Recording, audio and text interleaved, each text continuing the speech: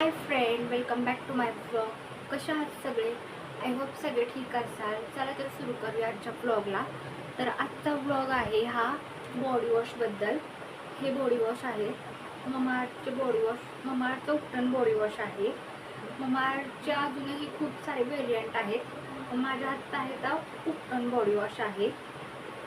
तर आपण लहानपणापासून रोज बघत आलो की आपण साबणाची वडी यूज करतो आणि सगळ्या साबण अंगाला घासत बसतो.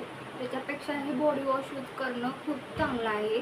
हे बॉडी वॉश कॉईल आकाराचा आपल्या लुफावर घ्यायचा आणि आपल्या सगळ्या बॉडीला लावायचा आणि आपली बॉडी धुवून काढायची. तर हे बॉडी वॉश वापरल्यामुळे आपली स्किन ग्लो करते. हे बॉडी वॉश हे सॅफ्रॉन आणि टर्मरिकपासून बनवलेले आहे, त्यामुळे आपल्या स्किन ग्लो करते. हे पॅराबेन फ्री आहे, डर्मॅटॉलॉजिकली टेस्टेड आहे आणि ऑल स्किन टाईपसाठी आहे. म्हणजे तुमची स्किन कोणत्याही टाईपची असेल तर तुम्ही हे वापरू शकता. तर ह्या दोन्ही बॉडी वॉशची प्राईस 303 रुपये आहे. असंच एकच घ्यायला गेलं तर याची प्राईस 350 आहे, पण हे दोन आपल्याला 303 रुपयांमध्ये मिळालेले आहेत. म्हणजे खूप याची अफोर्डेबल प्राईस आहे. तर या बॉडी वॉशचं टेक्स्चर हे स्क्रबसारखं आहे. याचे वॉलनटचे ग्रॅन्युअल्स याच्यामध्ये आहेत, जे आपली स्किनच्या अप्पर लेअरवरचे ऑल डर्ट क्लीन करतात. तर तुम्ही हा बॉडी वॉश वापरू शकता. Hi friend, welcome back to my blog. कशा आहात सगळे? आय होप सगळे ठीक असाल. चला तर सुरू करूया आजच्या ब्लॉगला. तर आजचा ब्लॉग आहे कस्टर्डबद्दल. तर काल मी कस्टर्ड बनवलेलं आहे. कस्टर्ड बनवणं खूप इझी आहे. 2-3 स्टेपमध्ये कस्टर्ड बनवून तयार होतं. तर कस्टर्ड बनवण्यासाठी मी इथं अर्धा लिटर दूध आणि कुकवेलची कस्टर्ड पावडर घेतलेली आहे. तुम्ही कोणत्याही ब्रँडची कस्टर्ड पावडर घेऊ शकता. तर दूध कढईमध्ये उकळायला ठेवलेलं आहे. तुम्हाला दिसत असेल, दूध हे कढईमध्ये उकळायला ठेवलेलं आहे. नंतर मी कस्टर्ड पावडर घेतलेली आहे. अर्धा लिटर दुधासाठी 2 चमचे कस्टर्ड पावडर घ्यायची. ही कस्टर्ड पावडर एका वाटीमध्ये काढून घ्यायची. 2 चमचे कस्टर्ड पावडर घ्यायची आणि त्याच्यामध्ये दूध मिक्स करून घ्यायचं. आपण जे दूध कढईमध्ये टाकलेलं आहे त्यातलं दूध घेऊन पावडरमध्ये मिक्स करायचं. त्या पावडरचा गुठळा नाही व्हायला पाहिजे. त्याचं व्यवस्थित मिश्रण करून घ्यायचं दुधाचं आणि कस्टर्ड पावडरचं. फाईन पेस्ट तयार करून घ्यायची कस्टर्ड पावडर आणि दुधाची. दूध उकळून घ्यायचं पहिल्यांदा. दूध उकळायला गॅसवर ठेवलेलं आहे. दूध व्यवस्थित उकळून घ्यायचं.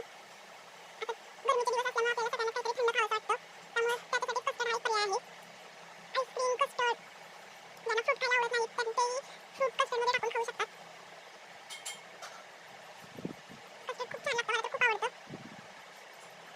मी 2 वाट्या भरून कस्टर्ड खाते. मला फार आवडतं. तुम्ही करून बघा, तुम्हालाही आवडेल. आता दूध आपलं उकळलेलं आहे. त्याला उकळलेल्या दुधामध्ये ती कस्टर्ड पावडर दुधामध्ये मिक्स केलेली आपण टाकून घ्यायची. ती कस्टर्ड पावडर दुधामध्ये टाकून घेतल्यानंतर व्यवस्थित ते हलवून घ्यायचं. त्या पावडरचा गुठळा नाही राहिला पाहिजे दुधामध्ये. व्यवस्थित ती कस्टर्ड पावडर दुधामध्ये टाकलेली हलवून घ्यायची. गॅस चालूच ठेवायचा. ती पावडर दुधामध्ये व्यवस्थित शिजवून घ्यायची. व्यवस्थित शिजल्यावर नंतर ते काढून घ्यायचं. आता ती पावडर दुधामध्ये शिजत आहे. कस्टर्ड पावडरपासून आपण बदाम शेक पण बनवू शकतो. नंतर त्याच्यामध्ये प्रमाणानुसार साखर टाकून घ्यायची. माझी साखर पहिल्यांदा टाकायला विसरली, त्यामुळे मी लक्षात आल्यानंतर टाकलेली आहे. प्रमाणानुसार त्या दूध आणि पावडरच्या मिश्रणमध्ये साखर टाकून घ्यायची. आपल्याला किती गोड पाहिजे त्या प्रमाणानुसार टाकून घ्यायची.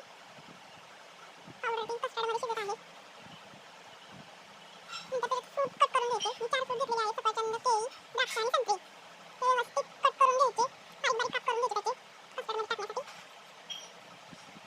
आता कस्टर्ड शिजून तयार झालेलं आहे आपलं. 10 ते 15 मिनिटात शिजून तयार होतं. कस्टर्ड शिजून तयार झालेलं आहे. नंतर ते एका बाउलमध्ये काढून घ्यायचं. छोट्या बाउलमध्ये काढून घ्यायचं आणि ते कस्टर्ड 2 तासांसाठी फ्रीजमध्ये ठेवून द्यायचं सेट होण्यासाठी. बाउलमध्ये कस्टर्ड काढून घेतलेलं आहे. नंतर त्याच्यात फ्रूट मिक्स करायचे. आता बाउलमध्ये काढल्यानंतर त्याच्यात आपण जे फ्रूट कापून घेतलेले आहेत ते मिक्स करायचे.